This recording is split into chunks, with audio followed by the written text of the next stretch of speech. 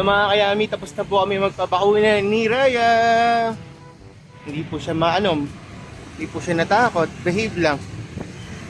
At pipinturahan na po natin siya para hindi na po siya amagin. Sana. Sama na po natin yung Baguio beans.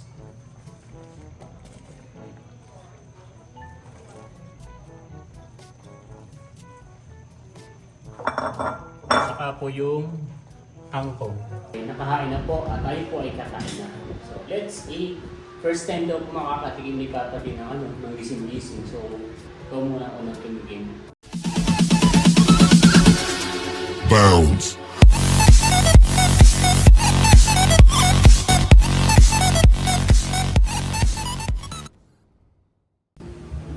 Kumusta mga kayami? Isang masaya at isang masarap na vlog na naman ang pagsasaluhan natin. For today's episode time check ay 8:30. Papasok na tayo sa work.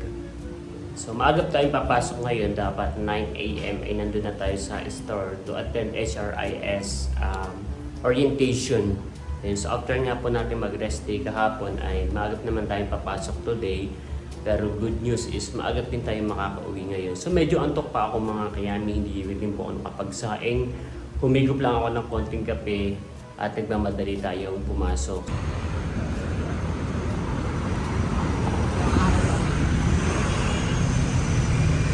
Nandito na po ulit tayo sa favorite place natin sa Robinson's Town Mall, Malabon.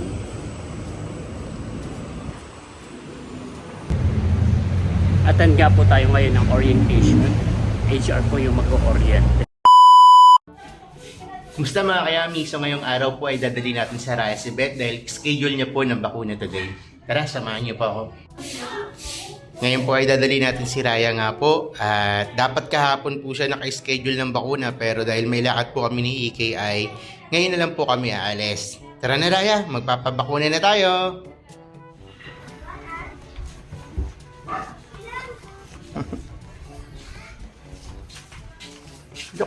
Nakukit naman ng baby na yan.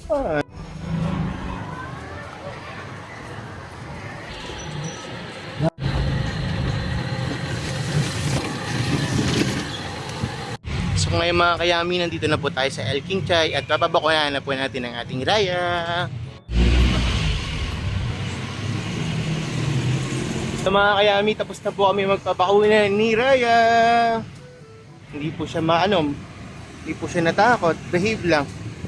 Very good talaga yung Raya namin ngayon eh. Uwi na po tayo ng bahay.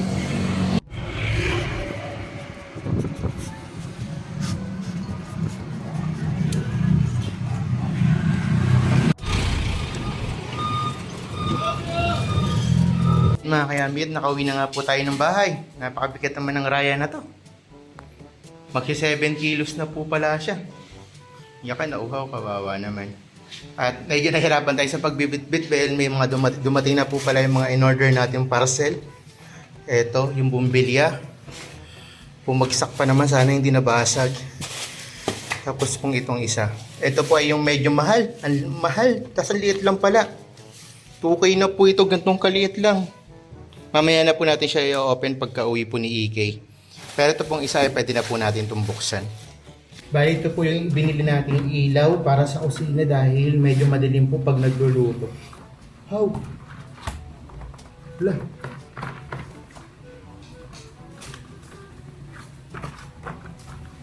Ako, kulang. Ay, ako, kulang. Nabahan ako. Kaya yung pang-connect. Dito po sa ilaw. Ito po yung ilalagay natin sa kusina para medyo lumiwanag po lalo na po pag nagluluto tayo. Tapos ay papalitan po natin yung ilaw dito. Dito po natin siya ikakabit para mas malaki po yung liwanag.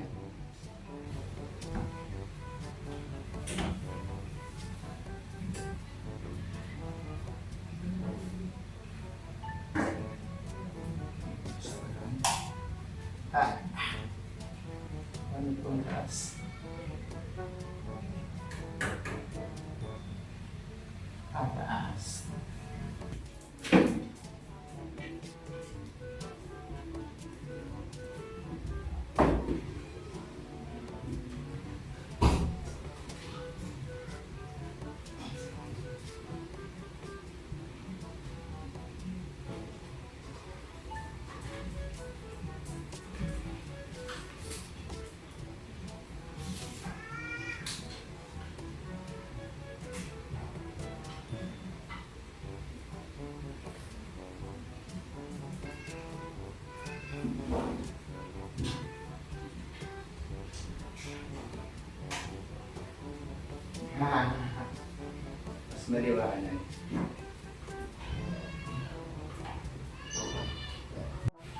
Ayan po guys, medyo mas malaki na po yung ilaw natin dito sa kusina. Sana po ay mas maliwanag na pag magluluto tayo.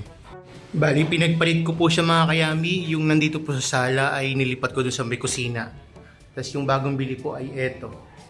Hindi po pala siya ganun kaliwanag. Mas maliwanag pa rin yung mga bumbilya ng Firefly.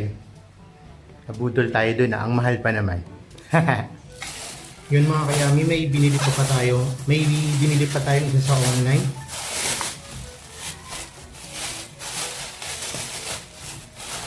Na kailangan din natin dito sa bahay. Yan.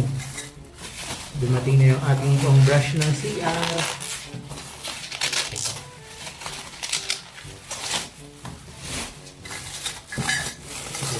Kailangan po natin ito para hindi po tayo nahihirapan ng pag-brush sa ating CR. Nabili ko lang po ito ng mga nasa 150 pesos lang po ata. Murang-mura lang naman. Dapat po kahapon ay bibili na rin kami ni EK. Sabi ko ay wag na muna kasi parang naalala ko nga ay may in-order ako sa online na ganito. At ang tanong, paano ito ilapit?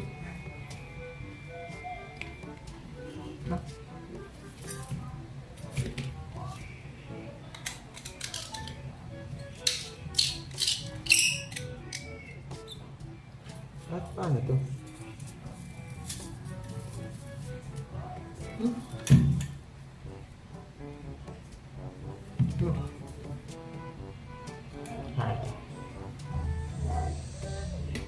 Alis.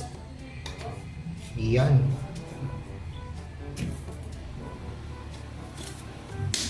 Yan, galing.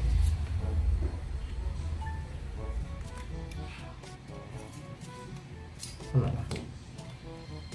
Oh? Okay. Tama ba? Ganun. Okay. Dito lang po pala siya.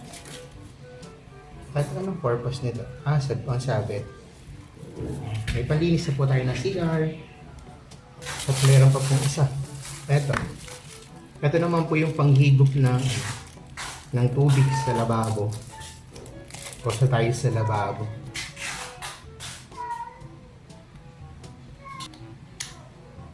Yun. Tapos gaganto lang po.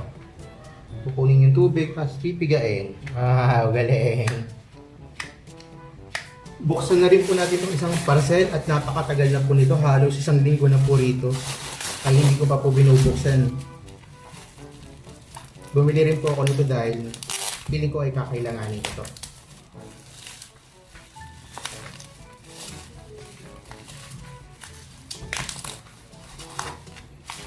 Yan.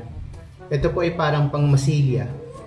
Kasi po ay may mga pipinturahan po tayong part ng pader na medyo nabakbak po yung semento at papantayin po natin gamit ito bago po natin siya pinturahan. Katulad po ng mga ganitong mga kayami, ayan yung may mga nabakbak na pintura. Ayan, kasalanan ko naman po yan kaya nabakbak. Tapos pininturahan po namin siya. May binili po ako sa online na pintura at hindi po siya tumugma. Ayan, kaya iba po yung kulay niya. At nakakaya naman po sa may-ari ng bahay na iiwan namin na ganito o makikita nila na ganito, kaya po ay nag-decide po ako na ayusin na lang po siya. Kasi mamaya po ay biglang sumilip dito at makita nila na may mga damage yung bahay, ay ayaw naman po namin ng gano'n. Kaya po aayusin po natin siya. Aayusin po natin siya ng ganito para po ay magpalitan. Basta.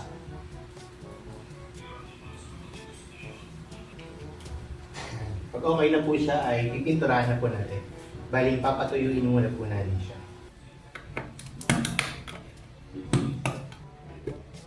Wow. Cream po siya. Sana ay malapit dito. Tara po. Konti lang po. Kasi konting portion lang naman po yung kailangan natin na pinturahan.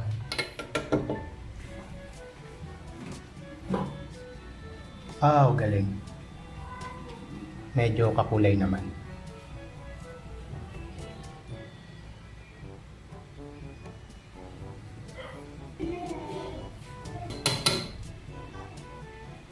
Tulad po ng mga ganyan, Kailangan po natin siyang matakpan.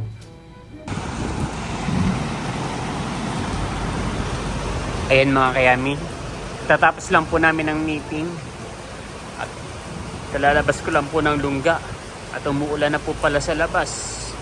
Ayan, hindi masyadong kita sa natin, sa phone natin, pero humahampas po ang hangin. Humahampas po ang ulan kasabay po ng hangin, kaya medyo malakas po yung dating. Hindi na nga rin po ako nakalabas kanina dahil sa meeting namin, nagpabili na lang po ako ng pagkain kay Jomar. Ang ganda nitong sasakyan. EUT 8888. Yan.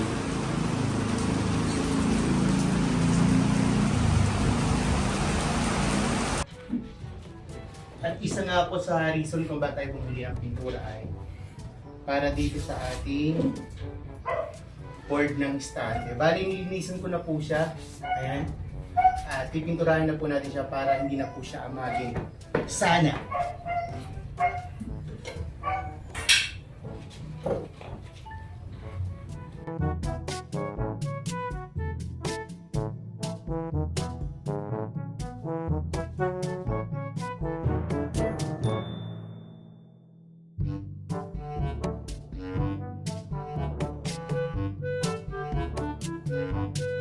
Bali mga kayami ay napinturahan na natin yung isang side. At pag natuyo to yung kabilang side naman po yung pipinturahan natin. At umulan na nga po. Bala ko pa naman po sanang ibilad dito sa bubong para mas mabilis matuyo.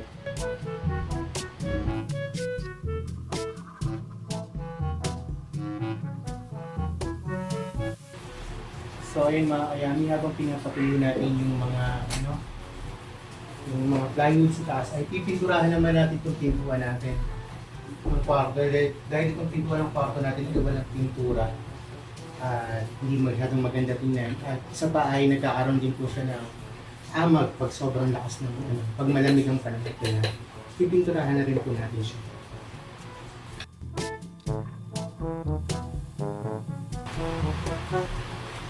Ayan, pasensya na po mga kayami, nagubad tayo ng damit kasi mapipinturahan. Itim pa naman po kaya kitang-kita yung pintura. Pagpasensyahan nyo na po yung katawan ko.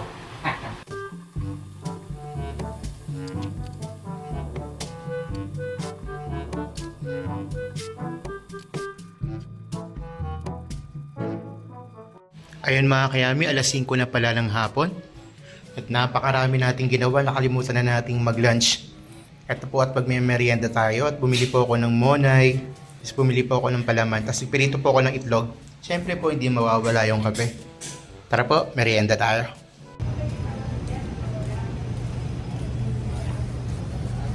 Yung mga kayami, as I mentioned kanina ay maaga pa akong pumasok, 9 AM. So maaga din tayong uuwi. So maliwanag pa, pero 6 PM na po. Exactly 6 PM. At sakto akong nag-out sa work dahil magluluto po ako ngayon pagka-uwi. Yun. Skip. Hadaan po tayo ngayon sa may talipapa at mag-iisip tayo ng ulam. Sabi ni Papa, di gusto niya raw ay gulay. So, check na lang po natin. It's either ampalaya or anything. Let's go. Nandito na tayo sa may talipapa. Medyo nagiging busy na po ang daan. Marami na po namamalengke kaya sasabay na po tayo. So, bibilin ko. Wala pa rin po ako naiisip na lulutuin. So maglalakad-lakad po muna tayo ng kaunti.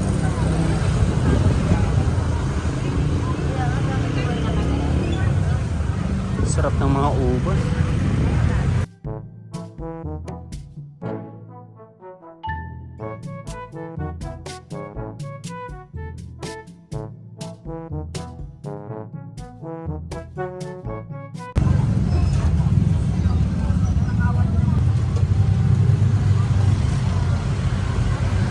Ayan mga kayami, so bali ay nakauwi na po tayo ng bahay at nakapamalengke na po tayo.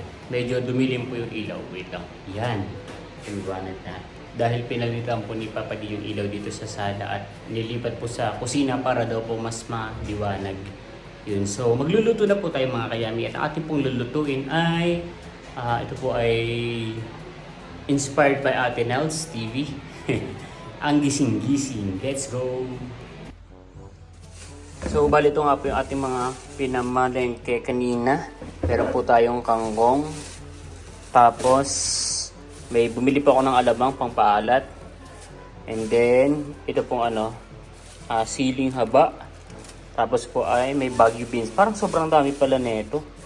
Pero, okay na rin naman po kasi pwede naman po nating i-ref. And then, ito po yung pork. Lalagyan po natin ng giniling. At dahil ito po ay buo, so, inihanda po namin itong ating food processor. At atin po itong pipinuhin sa pamamagitan ng food processor. Yan. So, unahin po muna nating asikasuhin itong mga gulay at na rin po tayo. Magagayat din po tayo ng sibuyas at bawang. Let's go! Ayun mga kayami, nakahanda na po yung ating lulutuin. So, meron po tayo dito yung dahon ng kangkong, yung pinakang tangkay ng kangkong, tapos po yung Baguio beans. Tapos ito na po yung coco mama, nagata, tapos sa lamang atin po muna siyang igigisa bago po natin sahog sa ating lahok. Tapos meron din po tayo ditong pork. Ayan, at atin po siyang food processor dahil buong po.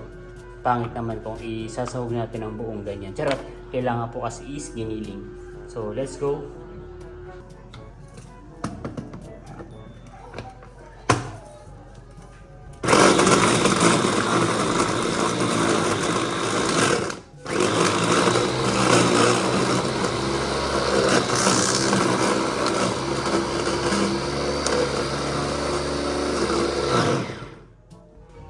Bilis. Isang iglap. Okay na po yan. Hindi na po natin dudurugin ng durug na durug. Yun. So buti at gumagana pa yung ating food processor. Galing. Amazing talaga ang technology ngayon.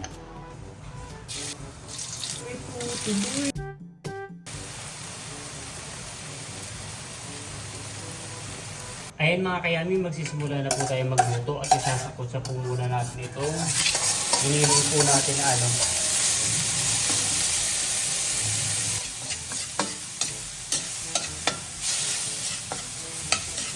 Bali, ito po yung pinag-processor po natin ng pork. Epic fail. Meron na namang buto na nakasama. Pero okay lang, wala na tayong magagawa. Kahit pala, dinalawa ko na. Isa lang kasi nilagay ko Lagyan po natin ng konting mantika.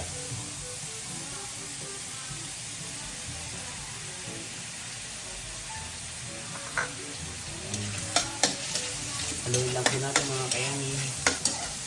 Antayin lang po natin itong mga golden brown. Nakakainis na hindi ko ito napansin may buto pa pala. Yan, at magigisa na po tayo ng bawang at sibuyas.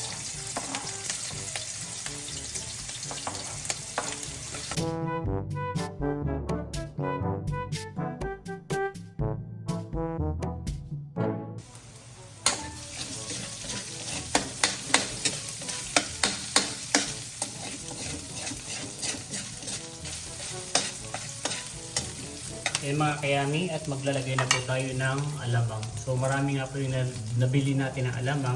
So babawas lamang po tayo dito. Pampalasa lang po ito. Yan. Atin pong hahaluin.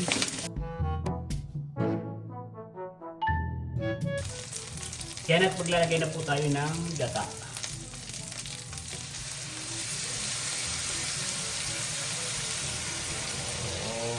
Lalahata po natin.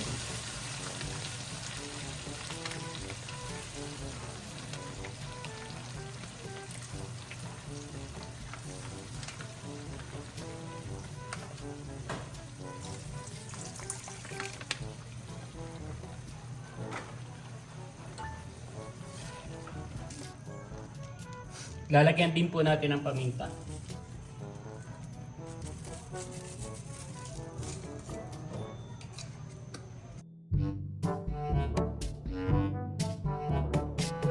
Yan mga kayami, pwede na po natin ilagay ang ating mga gulay. So, sama na po natin yung Baguio beans.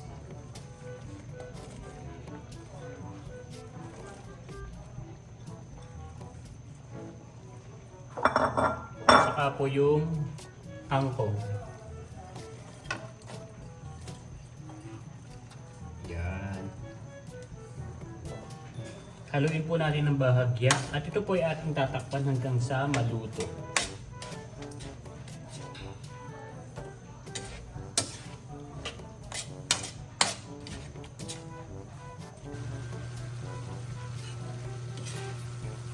And mga kayami, dinagdag ko na rin po yung dahon ng kangkong. This is my first time to cook po ng ganitong klase ng ulam. Ang gising-gising. Never heard that before. Ito lang po yung niluto ni Ate Nels dati, kaya tinry ko lang po mga kayami. At nang hinayang po ako sa dahon, kaya sinama ko na po siya. So konting konting pulido na lang at pwede na po tayong kumain. Luto na rin po ang ating kanin. Ayun mga kayami, so bali po ay nakahain na po at tayo po ay kakain na. So let's eat. First time daw po makakatikim ni Papa din ng gising-gising. So ito muna unang tumigin. Ay pero bago yan ay tayo po muna ay mananalangin. Ama, salamat po sa biyayang pinagkaloob, basta maging kalakas ng katawan sa pangalan ni Jesus. Amen. Patay.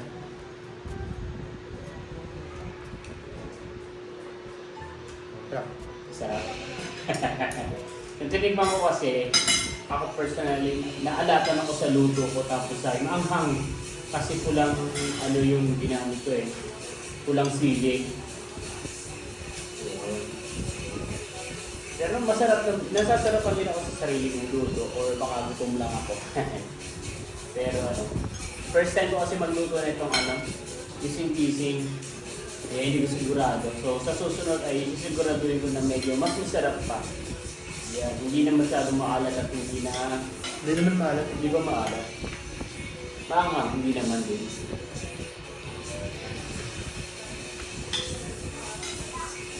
Kung parang tinikman ko lang.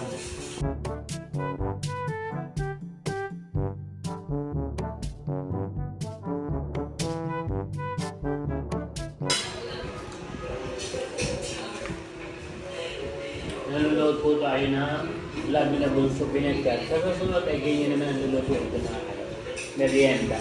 Dapat talaga magluluto akong Miyerkules. Kaya nga lang lumabas tayo kaya hindi kaya ng oras. Pero sa susunod, pag may pagkakataon, magluluto tayo.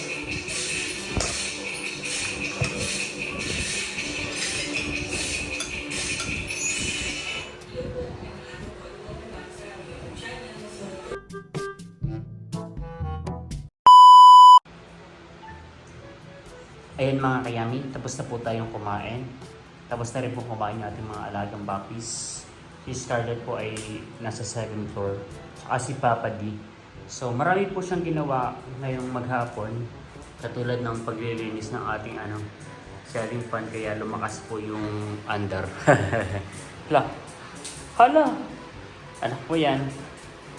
Iyan, so matutulog na rin naman po tayo mga kayami dahil may pasok pa tayo bukas, pero mag-unbox po muna tayo ng parcel. Okay, so tayo na lang po mag-unbox sa kasi Papa Di ay natutulog na po sa taas. Iya kung ano ito, so buksan na lang po natin.